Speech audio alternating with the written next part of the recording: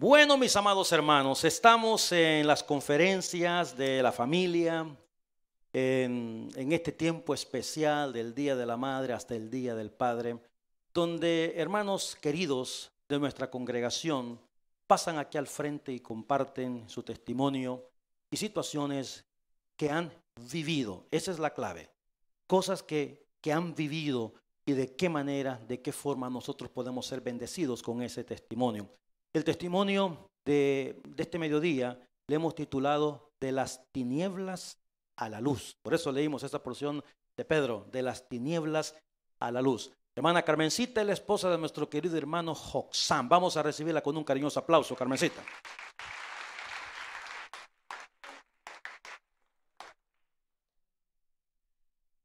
Dios me los bendiga, hermanos.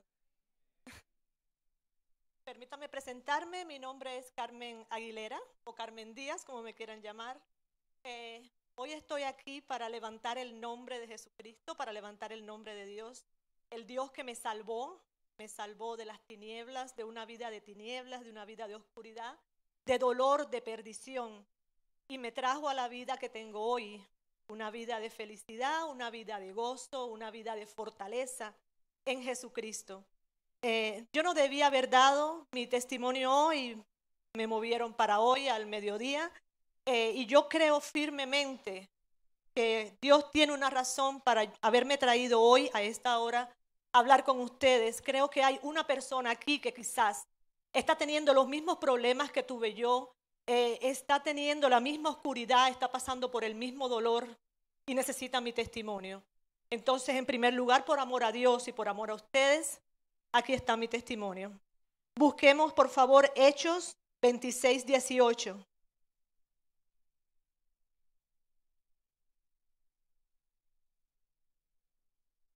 En esta porción de la palabra está nuestro Señor Jesucristo hablando a Saulo, el que después sería Pablo, y le está hablando de cómo Saulo sería un testigo de Jesucristo y de cuál sería el propósito del ministerio de Saulo. Y miren las palabras que usa Jesucristo, que usa nuestro Señor. Él más adelante le había dicho: Saulo, tú vas a ser mi testigo, y dice en este versículo 18, para que abras sus ojos, para se conviertan de las tinieblas a la luz y de la potestad de Satanás a Dios, para que reciban por la fe que es en mí perdón de pecados y herencia entre los santificados. Alabado sea la palabra del Señor. Oremos, hermanos. Padre Santo, alabado sea tu nombre. Tantas veces, Señor, tantas veces en estos 12 años, tú me has llevado, Padre, a tantos lugares. Tanto que he aprendido de ti, de tu palabra, de tu presencia, de tu espíritu. Señor, permíteme en este momento levantar tu nombre, Señor. Levantar las maravillas que tú has hecho en mi vida cuando yo estaba caída y perdida y nadie daba un centavo por mí. Alabado sea tu nombre. Señor, toca el corazón de la persona que está aquí, que te necesita. Señor, que sea un día de salvación para tu gloria y para tu honra. En el nombre de tu Hijo Jesucristo. Amén. Hermanos, yo nací hace 42 años, mi cuerpo físico, 42 años, en un hogar común en Santiago de Cuba. Un padre, una madre, 3 niños, yo era la niña menor. Después de 5 años, cuando yo tenía 5, empezaba la escuela, mis padres se divorciaron. Eso fue un golpe muy profundo para mí. No sé si ustedes sabrán que por estadísticas, desgraciadamente, nuestra generación se le llama la generación sin padre, fatherless generation. Actualmente, bueno, las estadísticas que yo vi es de hace muchos años y dice que 1 de cada 3 niños latinos está creciendo en un hogar sin padre. Las estadísticas también dicen que los varones que crecen en hogares como esos son más violentos, incluso son incendiarios, son los que tienen más problemas de delincuencia.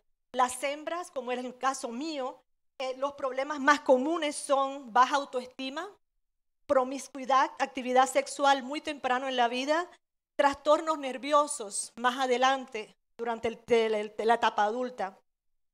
Y así empecé a crecer yo. Yo crecí sin Dios, en un hogar no cristiano, en un hogar dividido.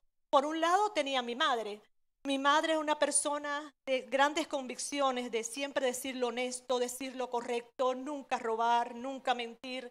Y ella trató por todos los medios de inculcar eso en nosotros. También tenía una adoración férrea por la Virgen de la Caridad del Cobre y la Virgen de Santa Bárbara. Yo me crecí pensando que si yo no cumplía con la adoración cada sábado de poner el centavo, de poner la vela, entonces la semana no iba a tener ningún tipo de éxito en las cosas que yo iba a emprender. Eso era por el lado de mi madre. Por el lado de mi padre, por favor, no lo tomen a mal, mi padre ya recibió a Jesucristo, al igual que yo, él es otra persona ahora.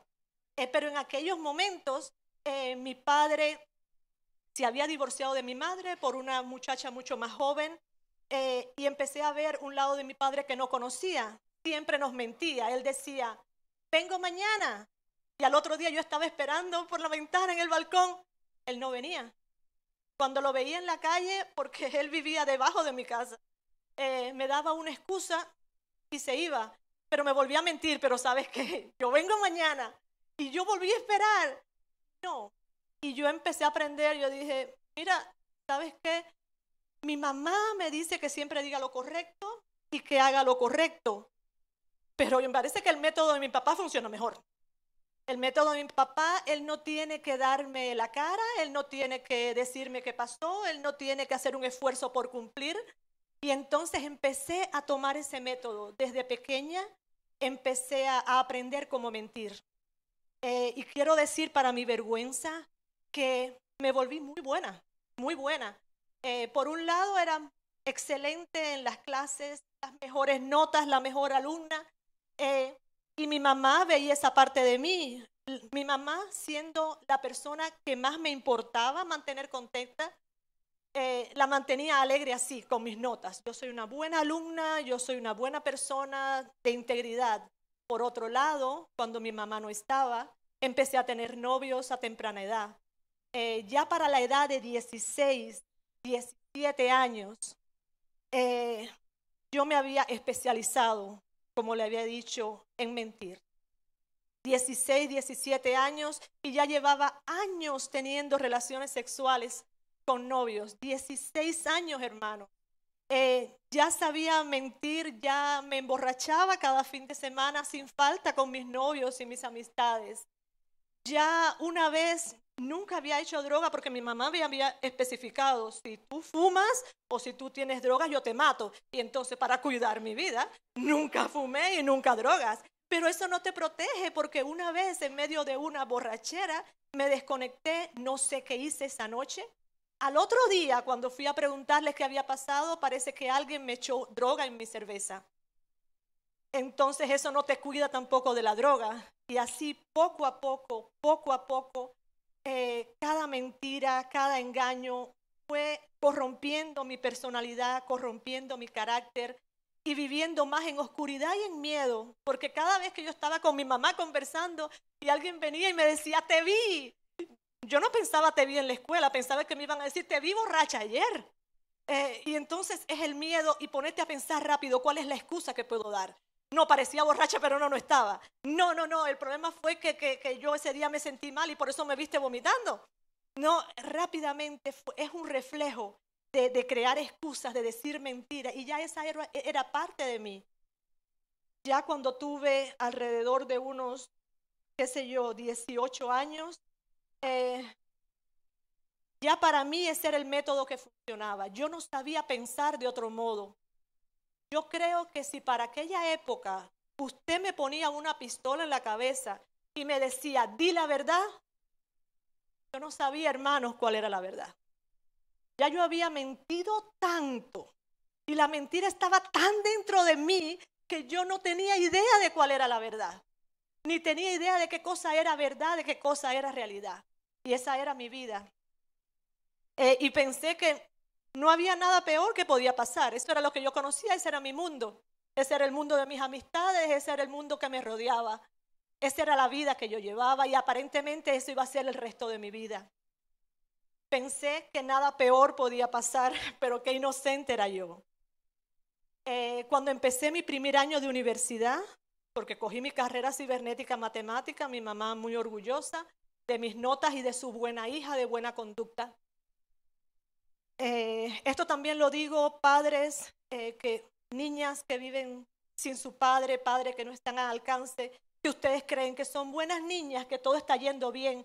Por favor, atiendan a esas niñas. Puede parecer que está yendo bien, pero no está bien dentro. Hay un daño dentro de estar sin un padre. Incluso el padre que está en la casa, pero no está emocionalmente disponible para esa niña, el daño es el mismo. Si usted está todo el tiempo en el teléfono, si usted está todo el tiempo ocupado, esa niña está recibiendo un daño psicológico del que solamente se pudiera recuperar con un milagro de la mano de Dios. Así que espero que sus ojos sean abiertos. Y así vivía yo. Una persona en mi casa, otra persona afuera, manteniendo sexo con mi novio todo el tiempo que yo quería porque todo iba a salir bien. Hasta que un día me dijeron que estaba embarazada. Ok, estoy embarazada, ¿ahora qué voy a hacer? El tiempo estaba un poco adelantado, ya eran 2 meses y algo, cuando había ido al hospital y mi novio tuvo la brillante idea de decir, tengamos el niño. ¿Por qué no podemos tener el niño? Claro que sí, tú eres una adulta, ya estás estudiando, yo también soy un adulto responsable, vamos a tener ese niño. Para mí, el pensar que iba a tener ese niño, para mí fue un sueño. Yo dije, ok, voy a tener mi familia y todo va a estar bien por primera vez. Ahora todo va a cambiar. Voy a tener ese bebé. Ese bebé va a tener un papá. Va a tener un papá. Esto va a ser diferente. Esto va a ser maravilloso. Poco sabía yo de que yo estaba bajo la potestad del diablo, bajo la potestad de Satanás, y eso no eran sus planes. Ya cuando tenía unos casi 4 meses de embarazo, la gente del hospital le fue a avisar a mi mamá de que yo estaba embarazada y llevaba 2 meses sin revisarme el bebé. Mi mamá se volvió loca automáticamente, por supuesto. Yo vivía prácticamente en casa de mi novio y en la universidad. Me fue a buscar esa misma noche. Carmen, dice del hospital que tú estás embarazada. Y yo quisiera poder decirlo, que yo aproveché la oportunidad, le dije, sí, mami, esta es mi situación, pero ustedes saben ya cómo yo funcionaba. No, yo embarazada, con el bebé adentro, pateando, hermanos. No, yo no estoy embarazada, qué idea la tuya, mamá. Incluso yo estaba teniendo sangramiento y le dije, mira, yo tengo sangramiento. Ese sangramiento tengo mi periodo de cada mes. ¿Cómo tú vas a pensar yo? Yo jamás te he mentido, mamá, ¿cómo se te ocurre? Mi mamá se fue convencida de que todo estaba perfectamente bien. Y no habían pasado 2 semanas cuando la familia de mi novio nos reúne a los dos y dice, ¿saben qué? Esto no es buena idea. Vamos a interrumpir el embarazo. Hermanos, yo esta parte no la he practicado, así que le pido su colaboración, porque no creo que fuera posible para mí practicarla. Yo no recuerdo mucho esta época. Yo recuerdo que yo salí corriendo a la calle y me toqué y dije, ok, está bien, todo está bien. Yo voy a encontrar una salida de esto, todo va a estar bien. Yo voy a decir par de mentiras, par de excusas, todo va a estar bien. No, esto no va a pasar. Ellos buscaron un hospital que estuviera dispuesto a interrumpir un embarazo de 5 meses. 5 meses, un bebé de 5 meses. Encontraron un hospital dispuesto. Encontraron a un doctor dispuesto. Y me encerraron en ese hospital. Fueron días de oscuridad, fueron días de dolor. Las personas miraban por la ventana que pasaban por el pasillo del hospital, era sala H, y decían, todo el mundo decía lo mismo, era la broma. ¿Por qué dicen sala H si asesinas no se escribe con H? Son unas asesinas todas las que están allá adentro. Yo me escapé del hospital el mismo día que me iban a poner el suero. Salí corriendo, era una mañana, salí corriendo, llegué hasta la universidad donde estaba él y le dije, yo no puedo hacer esto. Tú tienes que ayudarme, yo no puedo hacer esto. Él me dijo que no había cambiado su opinión, que teníamos que interrumpir el embarazo. me llevó para la casa de mi mamá. Mi mamá, sin decirme una palabra, me llevó de regreso al hospital y pidió que me pusieran el suero inmediatamente. Me pusieron el suero y yo sentí a mi bebé patear hasta que murió dentro de mí. Yo sé que el diablo tiene mucha imaginación en cómo destruir nuestras vidas, pero yo creo que la que escogió conmigo es una de las más dolorosas, porque no le voy a explicar cómo ese momento a mí me destruyó completamente. No era posible para mí pensar que iba a haber otro día, que yo iba a poder sobrevivir el dolor, la vergüenza y el saber que yo había matado a mi bebé. Y eso no era lo peor, porque ustedes pensarán que, bueno, ok, cometiste ese error. No, este era mi tercera interrupción de embarazo. Yo me había interrumpido 2 embarazos en años anteriores, pero lo había hecho en las primeras semanas. Me habían dicho, no, ¿sabes qué? En las primeras semanas el bebé no está formado. Esto podemos interrumpirlo y tú no tienes que tener un embarazo.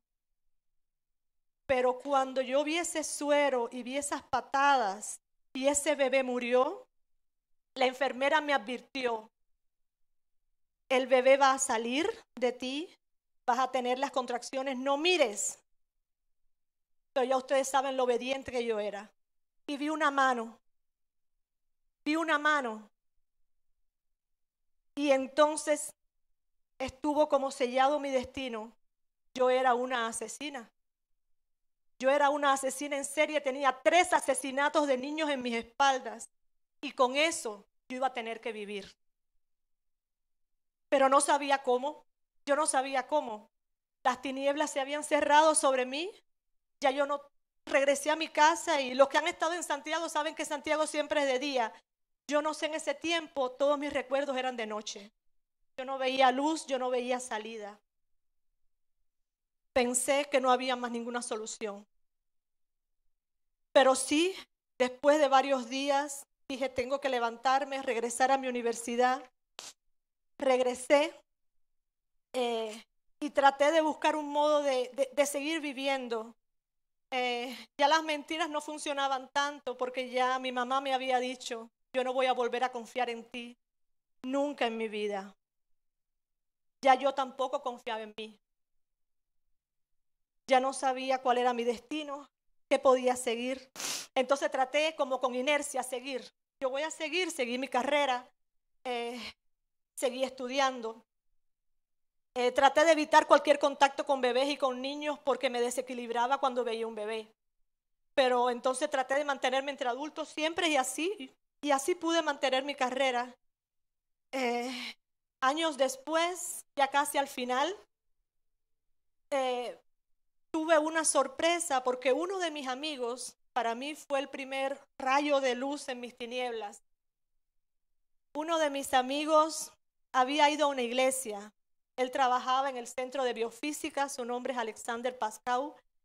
Y en las reuniones que teníamos semanales, la gente de cibernética, matemática, física, ustedes se imaginarán pura gente atea. Él regresa y nos dice, recibí a Cristo, conocí a Dios, existe un Dios. Y nos burlamos y le dijimos, ven acá, eso tú se lo puedes contar a unas viejas en el parque, pero a nosotros que somos científicos nos vas a decir que Dios existe.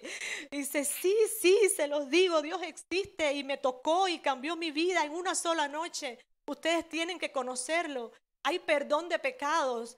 Eso fue lo primero que me alumbró. Digo, perdón de pecados. Yo no recuerdo las palabras específicas que yo usé, pero el sentimiento que recuerdo de la conversación, por supuesto yo no le podía contar a él lo que yo había hecho.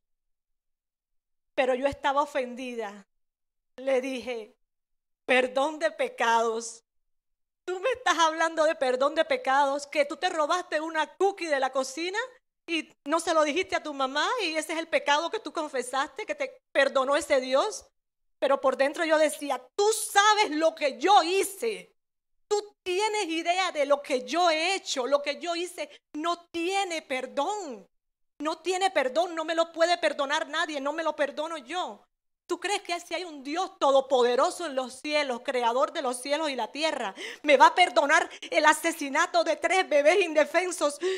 Si existe un Dios que solamente porque yo venir y decir, me arrepiento de haberlos matado y Él me lo perdona, ¿sabes qué? Yo no quiero conocer ese Dios, porque un pecado como ese tiene que ser pagado.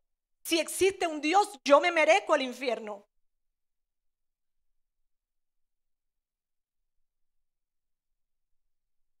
Eso era lo que yo tenía por dentro. Esa fue mi primera experiencia de alguien presentándome el evangelio, presentándome la posibilidad de un perdón. Y esa fue mi respuesta. Quizás ustedes dirán, pero tú no estabas arrepentida, ¿por qué no pediste perdón? Quizás si usted se ha criado en un hogar cristiano, no entiende la profundidad de haberse pasado una vida entera bajo la potestad de las tinieblas y de Satanás. Podemos ver, por favor, Juan 3:19. Quizás ahí lo vamos a ver mejor.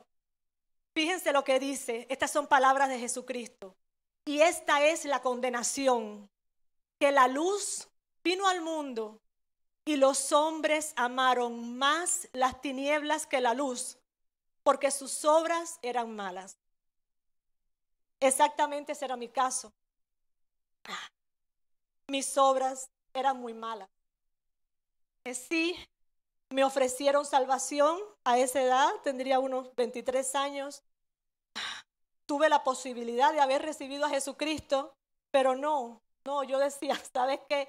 En primer lugar, para mí Dios no podía existir. Y en segundo lugar, yo decía, si existe, no me puede perdonar. Les voy a poner un ejemplo.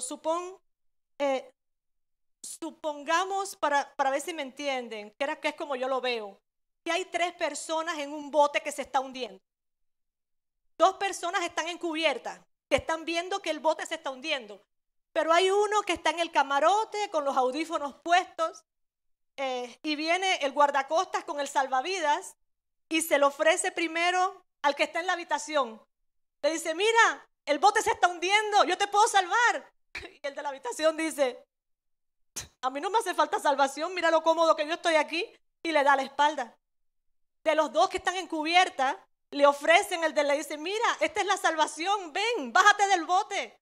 Y él dice, ¿sabes qué? Yo veo que el bote se está hundiendo, pero a mí me parece que ese salvavidas no es suficiente.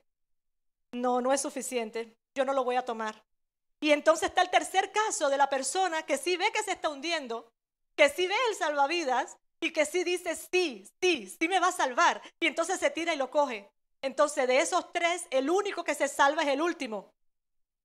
En este ejemplo, el primero, el que tiene los audífonos puestos, son las personas que están viviendo en tinieblas, alejados de Dios, pero que tienen una vida un poquito buena, que solo pecan un poquito, que se portan un poquito bien y entonces piensan que no necesitan a Jesucristo. El segundo caso fue el mío, que sí, yo sabía que yo había hecho cosas muy malas en mi vida, pero yo dije, ese perdón para mí no va a ser suficiente y rechacé la salvación. Yo sí sabía que había algo sobrenatural porque años anteriores, del lado de mi padre, ellos hacían mucha brujería, santería, un poco más oscuro que la adoración de las vírgenes, todo idolatría, pero más oscuro, más dañino lo veo yo, del punto de vista demoníaco, del punto de vista de malos espíritus. Y yo había estado enferma el año anterior, antes de esta conversación que tuve con el muchacho.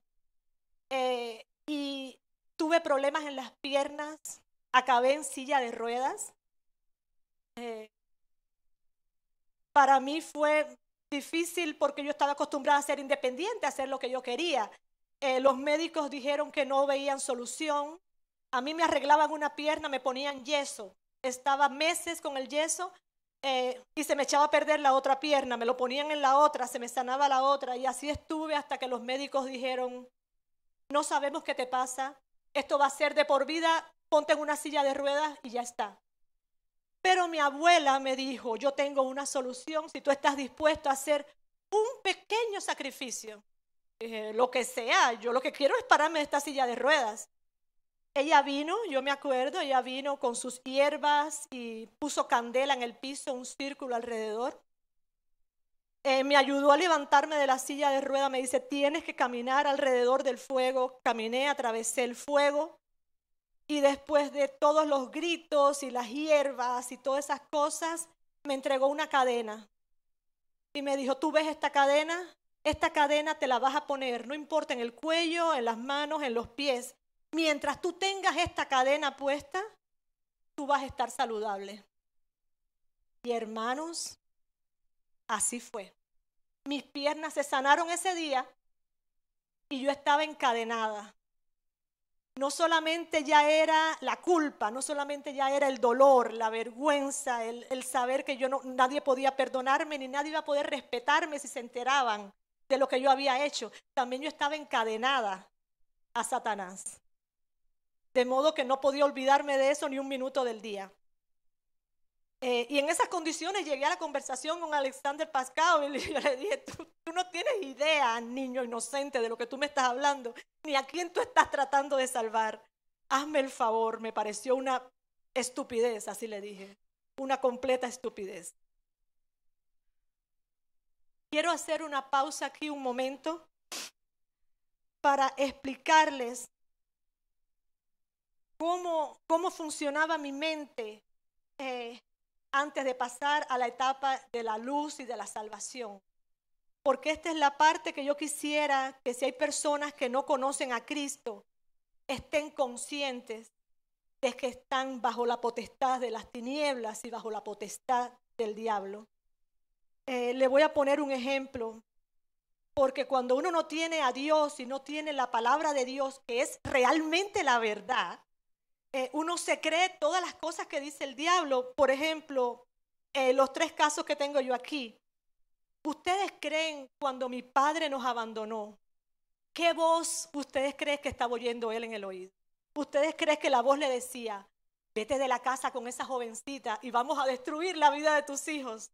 Y tus hijos toda su vida van a ser una desgracia, vamos a hacer eso. No, él era un buen hombre. Lo que él oía en el oído, él era, rompe tu matrimonio. No va a pasar nada, todo va a estar bien. Pero si podemos ver, por favor, lo que dice Primera de Corintios 6:18. Fíjense lo que dice. Huid de la fornicación. Cualquier otro pecado que el hombre cometa está fuera del cuerpo, mas el que fornica contra su propio cuerpo peca. Esa no era la palabra que tenía mi papá. Él oía el engaño, sí, hazlo, todo va a estar bien. Tú no le vas a hacer daño a nadie, es tu vida.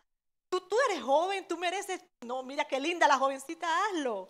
El otro ejemplo, cuando yo estaba en mis mentiras y mintiendo y pensando que la mentira era la solución y que la borrachera era una diversión. Hermano, la borrachera no es ninguna diversión. La diferencia era que cuando yo estaba borracha, esa voz que uno tiene en la conciencia, que Dios te pone para decirte lo correcto, aunque estés alejado de Él, tú la callas. Y después que tú la callas, puedes hacer lo que tú quieras, sin tener la voz de tu conciencia. Y esa era la voz que yo oía. Sí, tú te quieres divertir, emborráchate. Tú quieres ir a cualquier lugar, pasa por encima de tu madre y miéntele. Y veamos lo que dice Romanos 13:13.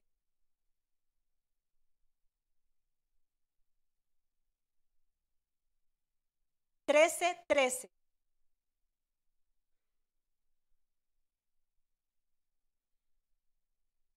Dice, andemos como de día honestamente, no en glotonerías y borracheras, no en lujurias y lascivias, no en contiendas y envidia.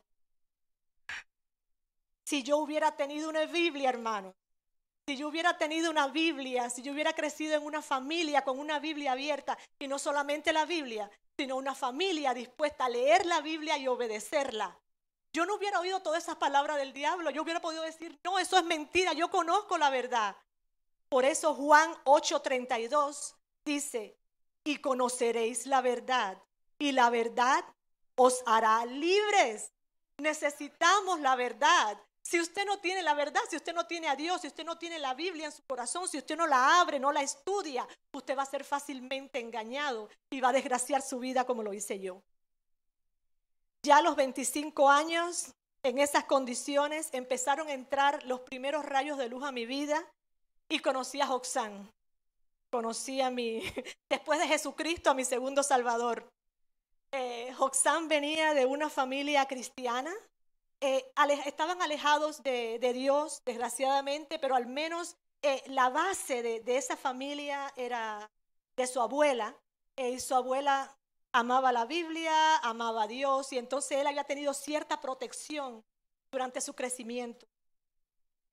Cuando él viene para acá, para Canadá, viene al Redentor, recibe a Jesucristo y me llama por teléfono y me dice, Carmen, encontré a Dios, encontré el perdón, y por primera vez yo creí que yo podía ser perdonada. Pero yo sinceramente creo que por supuesto que para uno llegar a Dios tú necesitas recibir las buenas nuevas, tú necesitas que alguien te hable, tú necesitas saber, que alguien te diga que realmente hay una salida, que realmente hay un Dios todopoderoso dispuesto a perdonarte, que realmente hay un Dios que te amó tanto, aún en tus condiciones, al menos como en mi caso, que no importa lo que habías hecho, que te amó tanto, que Él mandó a su Hijo a morir en una cruz para pagar por tus pecados. Porque esa era la respuesta que me faltaba. Yo decía, no es posible que un Dios permita que mis asesinatos sean no pagados. No es posible, tiene que ser pagado. Yo tengo que ir al infierno. Y entonces vino Roxanne y me dijo, no, atiéndeme, alguien pagó por eso. Alguien pagó por eso. Alguien pagó por mis pecados y pagó por los tuyos. Dios nos amó tanto que Él mandó a su Hijo. Y el hecho de que Él hubiera mandado a su Hijo, para mí fue muy especial. Yo no soy especialista en teología, pero sí sé que para Dios no hay nada imposible. Yo me decía no sé, quizás es un pensamiento infantil, pero yo decía, Dios el Padre, Él podía haber ido personalmente a la cruz y morir por mí, pero no. Él hizo un sacrificio aún mayor. Los que tienen hijos saben que es así. Él no murió él, sino que mandó a su Hijo, a su único Hijo, a su preciado Hijo, a su Hijo perfecto que nunca cometió pecado, a su Hijo que había estado con Él por la eternidad, puro amor, a Jesucristo, a morir por mí. No hay nada más grande que eso. Y el día que yo estaba consciente de que ese perdón era posible y yo me agarré de ese perdón, y estoy mirando el reloj, son casi las 3 de la tarde, pero casi le acabo. Me agarré de ese perdón, y esta es la parte que me gusta contar. Porque ya aquí el reinado de Satanás en mi vida se estaba acabando. Ya le quedaban poquitos días y él lo sabía. Bueno, esos últimos días antes de Roxanne venir para Canadá, yo creo que ya Satanás sabía que la luz venía. Porque fueron ataques, Roxanne y yo tuvimos problemas, por poco nos separamos. Incluso una vez yo venía del trabajo muy tarde en la noche, sufrí un intento de violación. Abrí la puerta del carro y me tiré y rodé por toda la carretera con carros pasándome por donde quiera. Yo no sé cómo yo no me maté. Para mí el diablo estaba tratando de matarme. Él decía, es ahora, todavía no tiene a Cristo, todavía me la puedo llevar al infierno. Pero no, Dios es tan grande que ya tenía su mano puesta en el asunto. Y Él dijo, a esta no te la llevas, a esta no. Y entonces cuando Roxanne me llamó de acá, recibí a Jesucristo. Y hermanos, para la gloria de Dios, por primera vez me sentí perdonada, hermanos. Yo no sé qué pecado usted tiene en el corazón que usted piensa que le impide la salvación. No hay nada que Dios no puede perdonar si hay un arrepentimiento genuino en su corazón. Si usted dice, no, Dios mío, yo sé que tú eres real. Yo me arrepiento de lo que yo hice, Señor. Yo tomo ese sacrificio de Jesucristo. Yo me cubro con esa sangre, Padre mío. Y yo acepto esa salvación. No hay nada que Dios no pueda cubrir. Dios es maravilloso, mis hermanos. Dios es maravilloso. Y ya termino. Pero yo solamente le quiero decir una cosa, porque también quiero que sepan, no esperen que ustedes reciben a Jesucristo y les salen alas en la espalda. No es así. No fue así en mi caso. Yo sé que hay personas que han recibido a Jesucristo y su vida ha cambiado automáticamente y dejan de fumar, como mi mamá recibió a Jesucristo y dejó de fumar ese mismo día. Y su vida cambia. En mi caso, el proceso de santificación ha sido un proceso largo de 12 años. Pero para la gloria de Dios, lo primero que Él me regaló, que es tan lindo, lo primero que Dios me regaló, Él me regaló la seguridad de que Él existía, la seguridad de que yo estaba perdonada en Jesucristo y la seguridad de que la Biblia, mi Biblia, que mi pastor David me había regalado, ahí está. Yo quería traer la nueva, pero no, quería traerle la misma que yo tenía con mi salvación, esta misma. Él me dio la seguridad de que cada palabra que estaba allá adentro era verdad. Y me metí allá adentro y empecé a ver una tras otra, promesa tras promesa. Aquí la tengo marcadas con fechas. Alabaré a Jehová con todo el corazón, en la compañía y en la congregación. La parte de Job que dice que de oída te había oído, pero ahora te conozco. Una tras una, la fue haciendo realidad en mi vida, liberándome de las ataduras de mis pecados y del modo de vida que yo llevaba. Ha sido un proceso de 12 años maravilloso. No quiero que se me olvide, ¿se acuerdan que tenía la cadena y que yo adoraba a las vírgenes? Esa fue la primera batalla que yo tuve que librar, porque yo había leído que yo no debo tener ídolos, que mi Dios es suficiente, mi Dios es suficiente, yo no necesito más nada. Y entonces dije, ¿sabes qué? Si esto es verdad, yo no necesito las vírgenes. Quité mis vírgenes, quité la adoración y me quité la cadena que había tenido por tantos años. Pero lo que pasó fue que al quitarme la cadena, el dolor en las piernas regresó. La pierna me falló, fui al hospital, me volvieron a poner el yeso, tal como me había dicho mi abuela. Me volvieron a poner el yeso y recuerdo como si fuera hoy, yo estaba acostada en la cama con el yeso puesto y recibo la llamada de mi mamá diciéndome, ¿qué has hecho? ¿Dónde está la cadena? Y le dije, no, yo me quité la cadena. Mi mamá sabía que había recibido a Cristo. Me dijo, pero ¿hasta dónde estás dispuesto a llegar? ¿Tú quieres llegar a la silla de ruedas de nuevo? Regresa a la cadena, no importa, olvídate de todo eso es mentira. Lo ves, vas a regresar a la silla de ruedas. No, yo no tenía mucho conocimiento de la Biblia, hermanos, en aquellos momentos, pero solo sabía lo que Dios me había puesto en el corazón. Y le contesté, mamá, yo quiero a Cristo con piernas o sin piernas. Con piernas o sin piernas, no me importa. Y ahí se acabó la conversación, mi mamá me colgó, yo me quedé con mi yeso y mi dolor. Al final de la semana tenía que ir para que me cambiaran el yeso y yo sabía que eran meses de dolor, yo sabía el proceso, ya había pasado por ahí. Entonces me iba a regresar para la otra pierna y todo lo demás. Llegué al hospital con mi suegro, me abrieron el yeso y no olvido la cara del técnico mirándome la pierna y me dice, yo no puedo volver a poner el yeso. Yo pensé, ay Señor, lo tengo tan hinchado que ni siquiera me van a poder poner el yeso, me van a ingresar. Y me dice, yo no te puedo volver a poner el yeso porque esa pierna está completamente sana.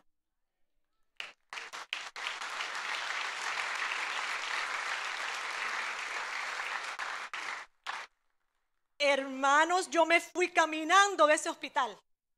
Con mis dos piernas, aquí estoy caminando. Gloria a Dios. Gloria a Dios. No hay nada que pueda detener a un hijo de Dios. No hay nada. Y yo no sé si mañana Dios me va a poner en una silla de ruedas. Pero mi respuesta sigue siendo la misma. Con Jesucristo, todo.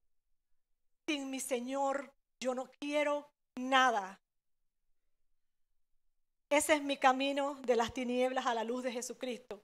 Hubiera querido tener más tiempo para explicarle otras cosas que han pasado en mi vida, pero creo que lo más importante es esto. Quiero repetirles el versículo con que empecé, Hechos 26, 18. Recuerden la tarea que le dio Cristo a Saulo, tal como pasó en mi vida.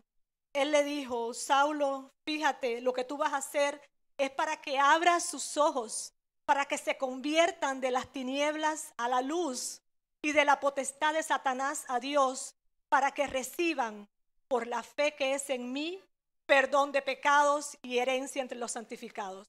Gloria a Dios.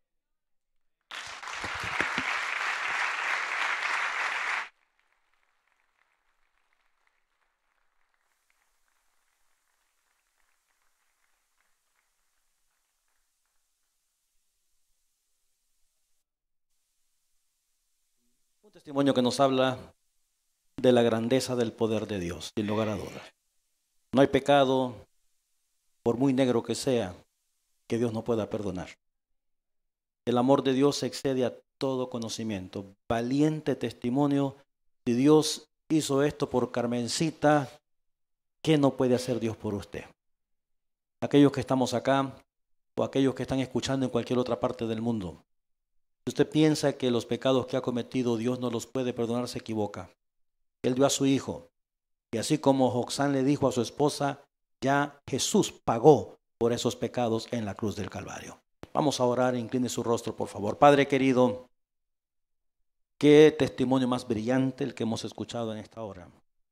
Un testimonio que nos habla del gran poder de Dios, nos habla del gran poder de la sangre de Cristo y, Señor, de una manera muy especial, nos habla que Dios es mucho más poderoso que Satanás, el diablo y sus demonios. Que cuando Cristo viene a la vida de una persona, no hay nada ni nadie que pueda obstaculizar ese propósito divino del cielo. Gracias por la vida de Carmencita, la vida de su familia y por lo que has hecho en la vida de ella. Mientras todos oramos en esta hora, ahora esta invitación es para usted.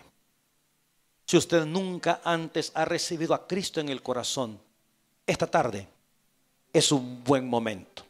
El testimonio que usted ha escuchado habla por sí mismo. El poder de Dios para salvarlo, el poder de Dios para perdonarlo. Comience hoy. Entréguele su vida a Jesucristo. Pídale perdón a Dios. Abra su corazón. Hay consejeros que están alrededor nuestro para ayudarle con esa decisión. Si usted quiere entregarle su vida al Señor, ahí donde está, yo le invito para que se ponga de pie. Póngase de pie, levante su mano, entréguele su vida a Cristo. Hoy es el momento. Este día es el momento. La palabra claramente enseña que Dios nos amó tanto que mandó a su Hijo Jesús a morir en nuestro lugar. Que Dios le bendiga. Gracias al Señor. Alguien más, venga a Cristo. Entréguele su vida al Señor. No deje esto para otra oportunidad. El diablo puede estar hablando a su oído diciéndole que no lo haga, que no se entregue, que no venga, que no es cierto. Pero usted acaba de escuchar el poder del Señor. Cómo Dios puede librarlo de las cadenas del enemigo. La palabra del Señor dice que la voluntad de Dios es que todos los hombres vengan al arrepentimiento. Entréguele su corazón a Jesús. Entréguele su vida a Cristo. Usted que nos mira por internet, también usted puede hacer lo mismo a través de una oración de fe. Dígale: Señor, en este día te pido perdón por mis pecados. Reconozco lo que hiciste en la cruz, tu sangre preciosa, el poder de tu sangre para perdonar, para salvar y para libertar. Y en este día yo te recibo como el Señor y el Salvador de mi alma. Si usted hizo esta oración, nosotros queremos animarle para que crezca en el conocimiento de Jesucristo y de su santa y bendita palabra. Padre, gracias por la salvación de esta tarde, por las personas que están tomando esta decisión tan importante, la más importante de sus vidas. Gracias, Señor, por lo que hiciste por nosotros. Bendice este pueblo, llévanos con tu paz y con tu bendición. En el nombre de Jesucristo oramos. Amén y amén. Démosle buen aplauso al Señor, mis amados hermanos. Qué testimonio más lindo. Esta tarde, 6 de la tarde, tendremos el testimonio de nuestro hermano Jorge Francis. No se lo pierda, aquí le estaremos esperando. Que la paz de Cristo le acompañe. Que Dios me los bendiga. Bendiciones para todos. Testimonio, además de eso también tendremos el esgrima bíblica en esta tarde. Bendiciones para todos.